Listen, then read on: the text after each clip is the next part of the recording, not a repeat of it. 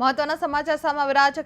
ખેડા જિલ્લાના કઠલાલ તાલુકાના લસુંદરા ગામે ગુમ થયેલી દીકરીના પરિવારની મુલાકાતે સમાજના આગેવાનો અને અધિકારીઓ પહોંચી આવ્યા હતા।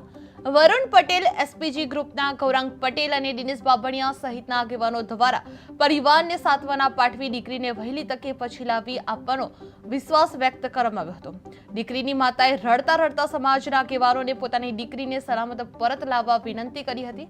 સોશિયલ મીડિયા દ્વારા જાણ થતા આગેવાનો ગામે પહોંચી આવ્યા હતા અને રબારી સમાજના આગેવાનો સાથે ચર્ચા કરી જરૂરી પગલાં લેવા આશ્વાસન આપવામાં આવ્યું હતું। જે લસુંદરા ગામે ગુમ થયેલી દીકરીની મામલે ચિંતા થઈ હતી, જે આગેવાનો પરિવારને મળવા ગામે પહોંચી આવ્યા હતા। દીકરીને પરત લાવવાનો વિશ્વાસ આપવામાં આવ્યો છે, જે માતાની આક્રંદ ભરી વિનંતીને લઈને આગેવાનો દ્વારા સમક્ષ કરવામાં આવ્યું હતું, જે સમાજના આગેવાનો સાથે બેઠક યોજવામાં આવી હતી। અલ્કેશભાઈ, દીકરીનો વિષય છે અને આજે પરિવાર સાથે મુલાકાત કરી, સાથે સાથે સમાજના આગેવાનો પણ જોયા। જો સૌ પ્રથમ તો અત્યારે પાસની ટીમ વરુણભાઈ છે, દિનેશભાઈ છે, અમારી એસપીજી ગાંધીનગર છે, ગૌરાંગભાઈની અધ્યક્ષતા હેઠળ ચાલે છે।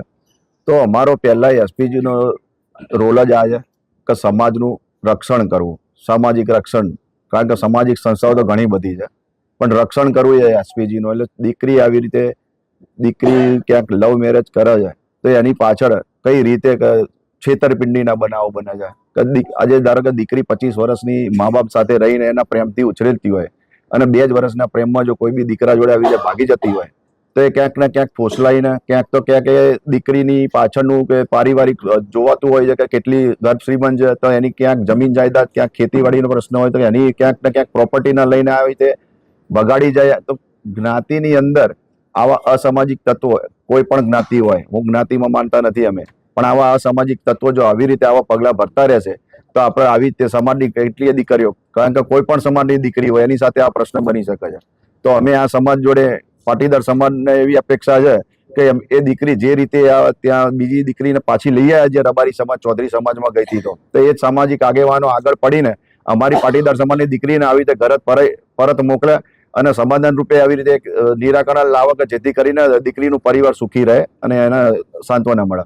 ખાસ કરીને ગઈકાલે તમે પહોંચો એમ તમને સોશિયલ મીડિયાના માધ્યમથી ખબર પડી, અત્યાર સુધીના કેવા પ્રયાસો હતા સમાજના રબારી સમાજ સાથે વાત કરવાના, તો કેવો ઉકેલ આવે એમ લાગે?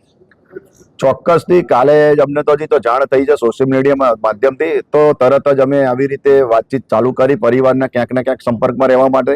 તો પારિવારિકના ક્યાંક ને ક્યાંક સાથે સંપર્ક થઈને અમે વાત, આપણે શું નામ હતું ભાઈનું, એની આપણે ભાઈ જોડે વિપુલ અને ગામના પરિવારના વિપુલ અને વીરુ બંને સાથે સંપર્ક થયો એસપીજીનો, અને એમણે વાતચીત કરી અમારી સાથે, ટોટલી જે હકીકત હતી કે કઈ રીતે બનાવ બન્યો છે બધી વાત કરી। સામે કયો પરિવાર છે રબારી સમાજનો, તો એમની જોડે બી વાત થઈ લે।